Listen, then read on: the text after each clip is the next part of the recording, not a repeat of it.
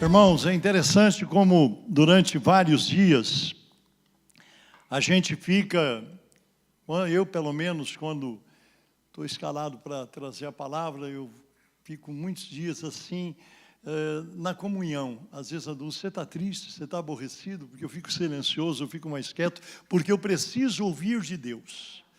Eu preciso receber de Deus, e aquilo começa a fluir. E às vezes, quando o Senhor traz o texto bíblico, às vezes o Senhor não traz o texto bíblico primeiro, o Senhor traz a inspiração do que vai ser falado, dá uma direção. É tão interessante como Deus opera.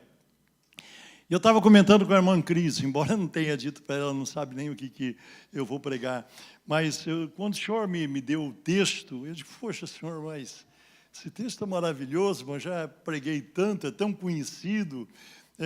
São uma daquelas passagens bíblicas que as professoras da escola dominical contam para as crianças, né? Mas depois o Senhor começou a conversar comigo a respeito.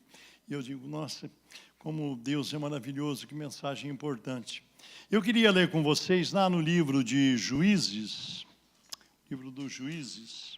Quem estiver com a sua Bíblia, abra no capítulo 6. Nós vamos falar a respeito de Gideão. E quem não tiver com a Bíblia é melhor trazer. Soldado desarmado não entra na guerra.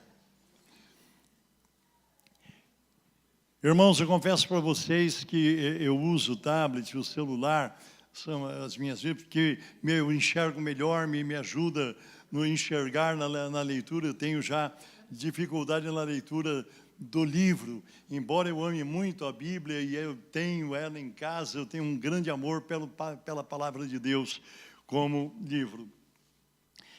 Juízes capítulo 6, versículo 1 em diante, quem achou, diga amém. Amém. Quem não achou, diga misericórdia. Porém, os filhos de Israel fizeram o que era mal aos olhos do Senhor, e o Senhor os deu nas mãos dos midianitas por 7 anos. E prevalecendo a mão dos midianitas sobre Israel, fizeram os filhos de Israel para si, por causa dos midianitas, as covas que estão nos montes, as cavernas e as fortificações.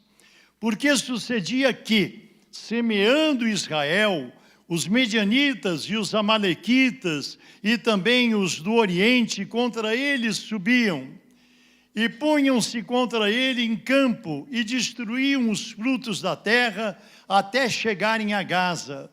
E não deixavam mantimento em Israel, nem ovelhas, nem bois, nem jumentos, porque subiam com os seus gados e tendas, vinham como gafanhotos em grande multidão, que não se podia contar, nem a eles, nem aos seus camelos, e entravam na terra para a destruir. Assim, Israel empobreceu muito pela presença dos midianitas. Então os filhos de Israel clamaram ao Senhor. E sucedeu que, clamando os filhos de Israel ao Senhor, por causa dos midianitas, enviou o Senhor um profeta aos filhos de Israel, que lhes disse: assim diz o Senhor Deus de Israel: do Egito eu vos fiz subir, e vos tirei da casa da servidão, e vos livrei das mãos dos egípcios e da mão de todo quantos vos oprimiam, e os expulsei de diante de vós, e a vós dei a sua terra, e vos disse: eu sou o Senhor vosso Deus, não temais aos deuses dos amorreus em cuja terra habitais, mas não destes ouvidos a minha voz. Meus irmãos, todas as nossas atitudes, comportamentos e decisões implicam em consequências. Deus, Ele é um Deus de amor, é um Deus de bondade, é um Deus de misericórdia, mas Ele é um Deus de justiça. E diz a Bíblia que ao culpado Ele não tem por inocente, principalmente nós que conhecemos a palavra de Deus. Então nós temos que ter consciência, em primeiro lugar, de que há consequências, nós temos resultados daquilo que nós nos comportamos, o que nós fazemos. Nós temos um compromisso com a palavra de Deus. Não adianta dizer, não, nós estamos no tempo da graça, naquela época era outro tempo, era o tempo da lei. Deus continua sendo Deus da mesma maneira. O que Deus considerava pecado lá no início do mundo, todas as condições que Deus estabeleceu, condenando o pecado, continua sendo pecado para Deus hoje. Não mudou nada, certo? Nós temos hoje sim um Salvador, mas temos um compromisso, um pacto. Quando nós dizemos que somos servos, servo obedece, servo cumpre, atende à voz do seu Senhor.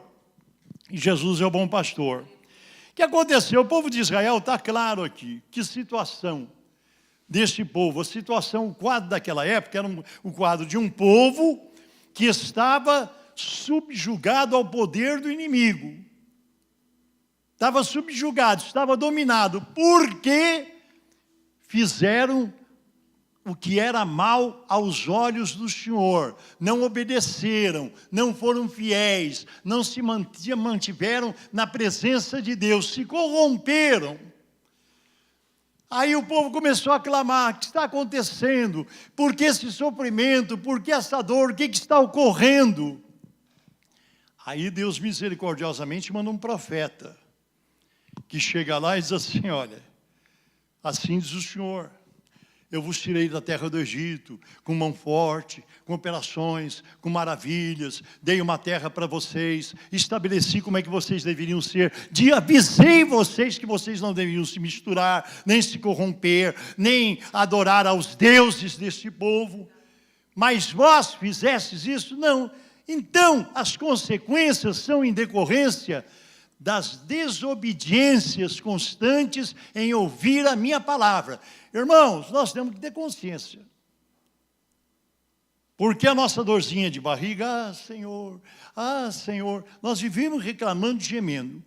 Quando nós devemos, sabe, em certas situações, nós deveríamos pegar a palavra de Deus, dobrar os joelhos e buscar o prumo do Espírito Santo e dizer, Senhor, o que está acontecendo? Irmãos, eu até hoje não me vi envergonhado, não. Eu, quando saio de casa para vir para cá, eu acho engraçado, né? Porque aos 75 anos, já os cabelinhos brancos, a gente já não é tão ágil como era aos 20 anos de idade, com as deficiências próprias dos 75 anos, mas eu pego o carro e venho. Numa tranquilidade, irmãos, eu não vejo acidentes, sabe, não passo por perigos. E quando eu vou sair de casa, eu oro, e eu oro com fé. Digo, Senhor, diz a tua palavra, o anjo do Senhor acampa ao seu redor daqueles que o temem e os livra, cobre-nos, guarda-nos, esconde-nos dos maus, dos perversos, dos bandidos, dos perigosos. Eu oro, e eu vejo que a cada vez, quando eu vou chegando em casa de volta, que eu faço a curvinha para chegar na minha casa, com Jesus, muito obrigado. Que eu sei que o Senhor me protegeu na ida, na estada e na volta, eu acho que tem perigos que eu nem tomei conhecimento, que o Senhor me livrou antes que eu visse. Sabe por quê? Porque Deus é real, irmãos. Irmãos, se eu for acometido de uma enfermidade, olha, eu vou até dizer uma coisa para vocês. É capaz de eu tomar um remedinho para uma dor de cabeça. Às vezes um remedinho para o fígado se doer. Mas vou dizer uma coisa para vocês. Se eu ficar enfermo mesmo, que a coisa tombar mesmo, que é ruim, aí é joelho. Sabe? Às vezes eu posso até tomar um comprimidinho, agora se eu sentir que é uma enfermidade, que está me atacando, que é um ataque diabólico, em nome de Jesus, É no jejum e na oração. Eu preciso entender o que está acontecendo. Tem que haver uma razão. Se o inimigo está entrando, se ele está tendo acesso, eu preciso descobrir aonde está esse acesso da minha vida que está permitindo o inimigo me atacar. Seja mentalmente, seja de que forma for. Então nós precisamos ser atentos. O que nós vemos aqui, que o povo de Israel se corrompeu, adorou a deuses estranhos, fez tudo o que não era para fazer, depois começou a clamar ao Senhor, Senhor, sabe, clamando como se ignorasse o que estivesse acontecendo. Deus manda um profeta e deixa claro o que está acontecendo, é isso, assim, assim, assim. Vocês se desviaram da minha palavra, vocês se corromperam. E como é que se corrompe? É uma coisa tão interessante, né, irmãos? Nosso coração é tendencioso, a nossa carne é tendenciosa a se afastar das coisas de Deus. Nós temos uma habilidade, e o diabo muito mais, o diabo usa isso. Sabe? Coisas que desagradam a Deus. Coisas que desagradam a Deus. Pequenas coisas que desagradam a Deus. Sabe? Programa de televisão, determinados filmes, determinadas roupas. Ai, pastor, pelo amor de Deus, Deus olha para a tua roupa. Queira você ou não, Deus olha, Deus analisa, Deus sabe, Deus conhece o teu sentimento, por que você veste determinada roupa, por que você faz determinadas coisas, e nem tudo agrada a Deus. E quando desagrada a Deus, nós estamos gradativamente, ainda que de forma pequenina, nos corrompendo, nos permitindo corromper pelas coisas do mundo. E quando você vê, de repente, opa, o que está acontecendo? Está acontecendo que você pegou um desvio, você pegou um atalho. O povo de Israel foi subjugado pelos inimigos. Clamaram como quem não sabia o que estava acontecendo. Deus envia um profeta. Interessante que aqui a Bíblia, na leitura que nós fizemos, eles começaram a construir cavernas, buracos, esconderijos e tal, porque quando Deus tira a mão, ninguém fica procurando solução, resolver o problema. Não vou resolver, vou fazer isso, vou fazer aquilo. Não resolve fazer buraco nem caverna. O que precisa é a ação de Deus. Tem que consertar o que está errado, porque nós temos muitas soluções, nós temos muitos recursos, mas a rocha se chama Jesus Cristo. A rocha é Deus, Ele é que nos dá consistência, nos dá base. Não adianta confiar em outra coisa. Quando está errado e quando a mão de Deus está pesando, não adianta se procurar solução. Médico não dá solução, ciência não dá solução, cirurgia não dá solução. Deus tem solução e tem poder para solucionar.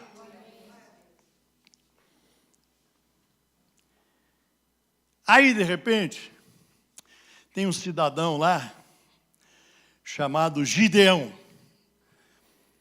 Estava malhando trigo no lagar. O lagar não é lugar de malhar trigo, né, pastor?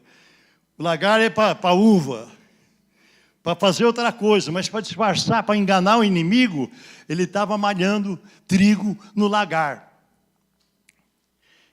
E eu penso comigo que Gideão estava ali, como a maioria do povo naquela situação miserável que eles estavam, oprimidos. Gideão está lá, poxa vida, meus pais contaram tantas coisas, os meus avós falaram do Deus de Israel, que fazia isso e aquilo, que Deus operava. Vamos ver se eu encontro aqui, deixa eu ver se eu encontro o texto para ler para você. O anjo do Senhor, versículo 11, do capítulo 6. Então o anjo do Senhor veio e assentou-se debaixo do carvalho que está em Ofra, que pertence a Joás, a Biesrita. E Gideão, seu filho, estava malhando trigo no lagar, para o salvar dos midianitas. Então o anjo do Senhor lhe apareceu e lhe disse: o Senhor é contigo, homem valoroso. Mas Gideão lhe respondeu: meu Senhor, se o Senhor é conosco, por que tudo isso nos sobreveio? O que é feito de todas as suas maravilhas que nossos pais nos contaram, dizendo: não nos fez o Senhor subir do Egito? Porém agora o Senhor nos desamparou e nos deu nas mãos dos midianitas. Então o Senhor olhou para ele e disse: vai nesta tua força e livrarás a Israel das mãos dos midianitas. Porventura não te enviei eu? E ele disse: ah, Senhor meu, com que eu livrarei a Israel? Eis que a minha família é a mais pobre em Manassés, e eu o menor na casa do meu pai. E o Senhor lhe disse: porquanto eu hei de ser contigo, tu ferirás aos medianitas como se fossem um homem. E ele disse: se tenho agora achado graça aos teus olhos, dá-me um sinal de que és tu que falas comigo. Interessante que o povo parecia não entender o que estava acontecendo. Parecia que o povo estava cego, sem compreender, sem entender. Olha, povo de Deus, quem é convertido, quem tem Jesus como Salvador, tem que ter consciência das coisas espirituais. Não pode ser cego espiritual, tem que entender. Nós somos um povo vitorioso porque nós servimos a um Deus de vitória. Nós somos um povo poderoso porque servimos a um Deus poderoso. Nós servimos a um Jesus que disse assim: todo poder me é dado no céu e na terra. Nós não temos que temer o diabo, não temos que temer a enfermidade. E a morte, pastor? É o último inimigo que vai ser vencido. Quando eu estiver morrendo, se eu estiver agonizando, estiver dando o último suspiro, estiver em agonia, estiver ainda consciente, o que você está fazendo? O que está acontecendo? Eu digo: estou vencendo o último inimigo. Estou vencendo o último inimigo. Sabe, nós servimos a um Deus vitorioso. E Jesus constituiu a sua igreja para ser força nesse mundo, ser vitória nesse mundo. Ele não entendia o que estava acontecendo.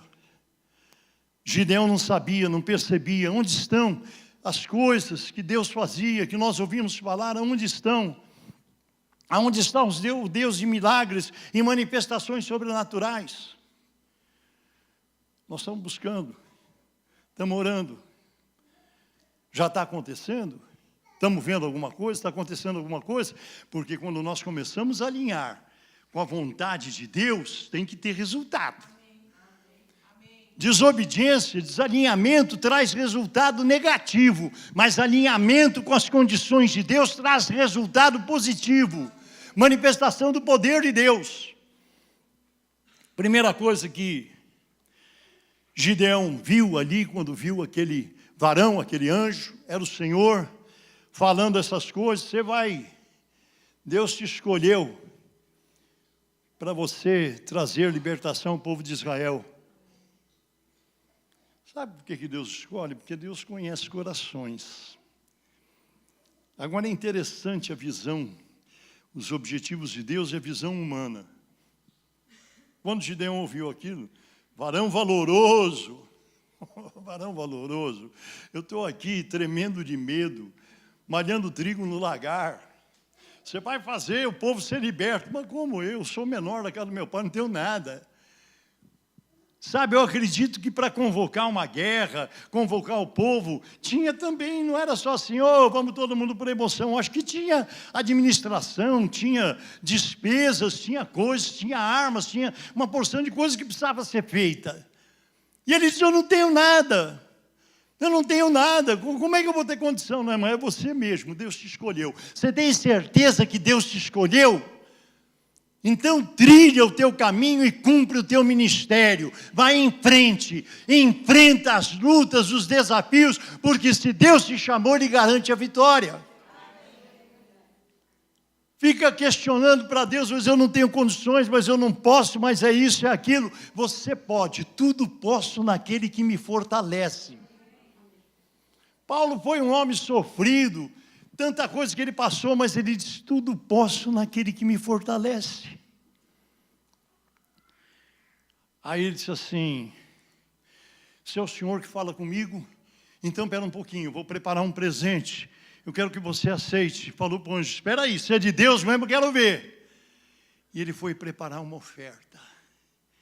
Ele queria saber se a oferta dele seria aceita, se era Deus realmente. Ele preparou um cabrito e preparou lá um alimento, e quando ele trouxe, eu imagino que demora um pouquinho, né? Porque pegar um cabrito e preparar e deixar ele em ponto de ser digerido, servir em cima da mesa, deve demorar um bocadinho. Mas como para Deus não há tempo, né? Deus não é limitado a tempo, Deus não se cansa de esperar. O anjo estava ali, o Senhor estava ali, esperou. Quando ele trouxe, veio com a bandeja, com tudo e tal. Põe em cima dessa pedra, põe em cima dessa penha. Quando Gideão colocou tudo lá, os alimentos, o anjo pôs o bordão lá, ficou uma chama de fogo, lambeu aquilo lá. E o Senhor aceitou a oferta. Quando nós estamos em comunhão, Deus aceita a nossa oferta. Não pela quantidade, mas pela qualidade do que nós estamos oferecendo.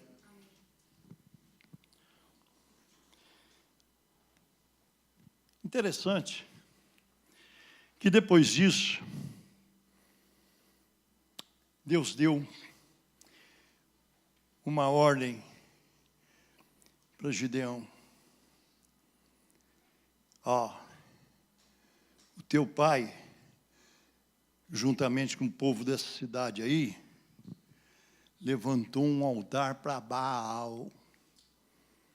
Tem uma imagem de Baal levantada, e é por isso que vocês estão perecendo. Então, Gideão, tu vai lá e derruba o altar de Baal. Tem um jardim em frente que é dedicado a Baal, esse Deus estranho, esse Deus demoníaco. Vai lá, destrói o jardim também. Derruba o altar, derruba a imagem de Baal e destrói o altar de Baal e o jardim de Baal. Não é para qualquer um. Por isso que o anjo disse assim, varão valente, corajoso. Quando Gideão ouviu, ele pensou que Deus estava falando da batalha que ele ia enfrentar com espada, com guerra. Deus estava falando de outra coisa. Tem muita gente que tem um altar de Baal levantado dentro da sua família. Mas eu não posso mexer, pastor, porque papai, porque mamãe, porque meu esposo, porque minha esposa. Tem que derrubar o altar de Baal. Tem que enfrentar. Mas eu vou ofender papai, mamãe, meu esposo. Isso aqui é o quê? Deixa se ofender, meu irmão. Quando alguém vai lá em casa, chega a gente lá com um cigarrinho, eu digo, aqui não. E às vezes a irmã Dulce fica preocupada, vai ofender, eu quero que se rompa. Eu quero que se ofenda todo mundo, eu só não quero ofender a Deus. Eu prestigio a Deus. E Gideão recebeu uma ordem do Senhor, derruba o altar de Baal. E era a adoração do povo corrompido, adorando Baal. Gideão foi e obedeceu. Derrubou o altar de Baal, cortou o bosque que estava em frente, fez tudo o que Deus mandou. O que aconteceu? Houve uma reação do povo. Quando acordaram de manhã, quando foi no dia seguinte que viram a imagem de Baal destruída, o bosque destruído, quem foi? Foi Gideão, filho de Joás. Como? Foram falar com Joás, o pai de Gideão, disse assim, morte ao seu filho, porque ele derrubou o altar de Baal, acabou com o jardim que tinha em frente, com o bosque e tal. Aí, o pai dele, eu acho que até usado por Deus, disse assim, Baal não é Deus? Deixa Baal se defender por conta dele, manda ele se levantar e se defender. Baal está precisando que vocês vão socorrer ele? Ele não é Deus? Isso não vai fazer nada não. E Deus ainda disse para Gideão, você vai pegar a lenha lá do jardim de Baal, para fazer um sacrifício, uma oferenda, pega o boi do teu pai, aquele boi melhor que ele tem, para oferecer em sacrifício. E Gideão fez. E você sabe o que a Bíblia diz? Que o Espírito do Senhor se apossou de Gideão. O Espírito do Senhor veio sobre Gideão. Só recebeu o poder, a unção, o fortalecimento, o revestimento do poder depois que derrubou o altar de Baal. E você sabe da história, né? Eu acredito que quem tem contato com a Bíblia, leitor da Bíblia, conhece a história. Gideão convocou o povo de Israel, as tribos de Israel, para ir à batalha. Reuniu 22 mil homens, armados para ir para a guerra. Aí já tinha passado tudo, Gideão está lá. E era o grande momento, era onde estava o foco da visão de Gideão. Era essa batalha que Deus convocou ele para a batalha. É o grande momento. Deus disse assim: Gideão, tem muita gente. Muita gente. Eu não quero que amanhã digam que vocês venceram a batalha por causa da quantidade de pessoas, por causa da força do braço. Você reúne o pessoal, reúne esses 22 mil homens e conversa com eles, diz assim, que quem tiver com medo, que a batalha vai ser ferrenha mesmo, vai ser dura, que quem tiver meio tímido, que volte para trás, volte para casa, vai ficar com a família, cuidar dos filhos, ver a esposa. Não deixa aí, não, só vai mesmo quem estiver disposto. Gideão já estava meio preocupado, porque a quantia já era pouca diante do poderio do inimigo. Ficaram só 10 mil. E Gideão disse: agora a coisa ficou estreita aqui. Se com 22 era pouco, com 10 mil agora, está braba a coisa. Aí quando Gideão estava procurando ter fé no seu coração, Deus disse assim: Gideão, faz o seguinte, tem uma água aí, tem um rio, leva o pessoal para beber água. E presta atenção naqueles que vão debruçar, meter a cara dentro do rio para beber a água, e aqueles que vão pegar a água com a mão, trazer até a boca para beber. Separa, veja a condição. Interessante que teve uma multidão deles, a maioria deles, tudo meteu a água, a cara na água lá para beber, que nem um cão. E os outros pegaram a água para trazer até a boca, porque estavam prestando atenção, né? Não se distraíram olhando para a água, metendo a cara na água, mas estavam bebendo, mais atento, olhando para o que vinha, para o que acontecia. E desses foram 300. Deus disse assim: é com esses que você vai lutar. Gideão disse 300. Você sabe qual é a grande lição dessa mensagem? O mais importante de tudo não era a batalha com 300 homens. Isso para Deus não é nada. Deus vencer, sabe aquela história? Um com Deus é maioria, um com Deus é maioria.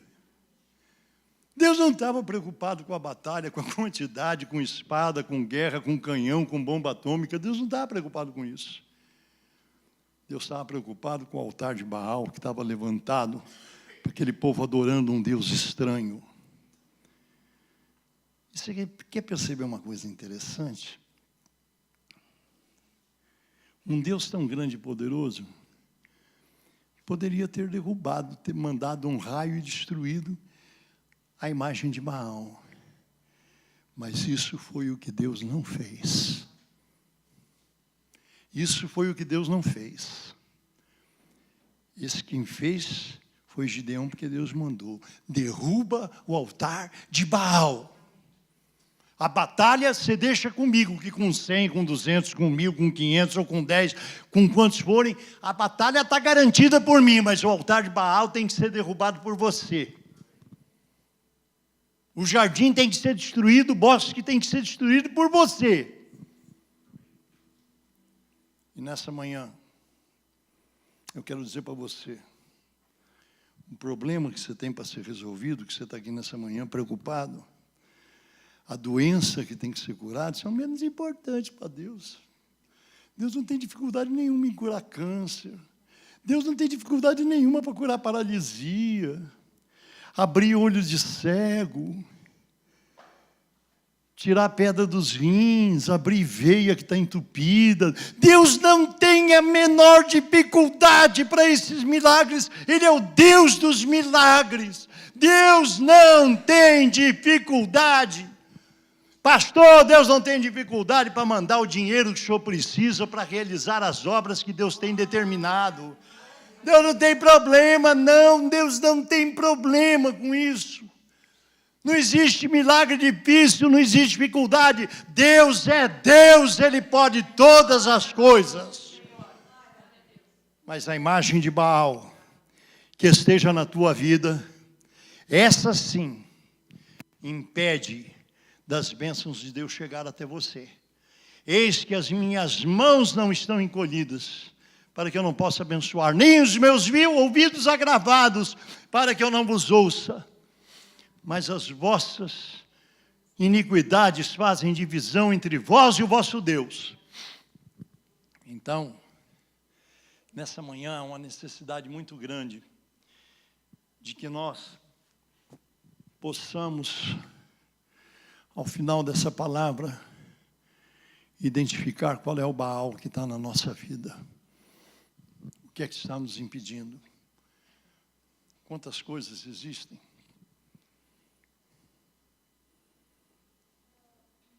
Tem crente que assiste vídeo pornográfico, site pornográfico. Crente, pastor, é crente, pelo menos de nome, né? Mas está cheio. Gosta de moralidade. Tem crente que gosta de assistir a Praça Nossa, que é só safadeza, pornografia. Eu não assisto. Assiste filmes provocantes, imorais, para mexer com as tuas emoções, com a tua sensibilidade, filmes de violência, sabe? Filmes que aparece o cara lá traficando, fumando cocaína, fumando crack, fumando não sei o quê, e você mete dentro da tua sala tudo aqui, não, estou só, é um lazer, estou assistindo. Meu irmão, sabe, pastora Chara, que esteve aqui, estava falando, masturbação é pecado. Pastor, não fala essas coisas e tal. Sabe, não tem que conhecer o que é pecado. Mentira é pecado. Toca o telefone, a mulher atende. Diz que eu não estou. Quem é a Cris? Fala que eu saí. Ah, Jesus. Então, nós cometemos tantas coisas erradas, nós precisamos nivelar a nossa vida de acordo com a palavra de Deus. Porque milagre para fazer, Deus não tem problema nem dificuldade. Câncer, Deus cura. Lepra, coração entupido, veia entupida, Deus não tem dificuldade nenhuma para fazer essas coisas, mas limpa o caminho. Derruba o altar de Baal.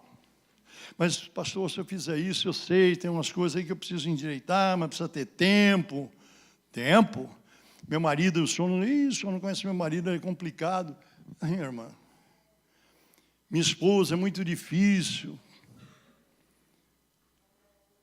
Pesa a palavra de Deus, recebe a palavra de Deus, identifica. Nessa manhã eu tenho certeza que eu estou falando aqui, e eu tenho certeza que o Espírito Santo de Deus está tocando no teu coração e dizendo, tal coisa é um altar de Baal na tua vida, derruba esse altar de Baal.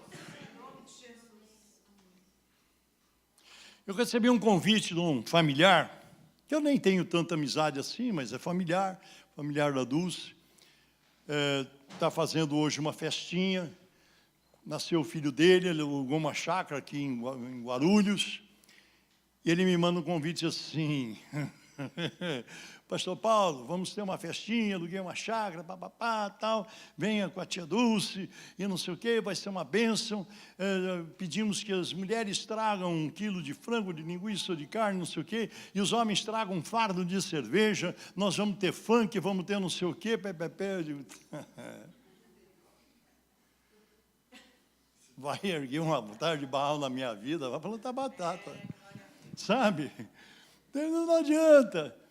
Estão ofendidos porque Vocês não vêm? Não, eu não vou, meu irmão. Não vou para a igreja, vou louvar, vou adorar a Deus. Nós temos que ter uma posição firme, nós temos que ter que decisão certa, correta, de acordo com a palavra de Deus.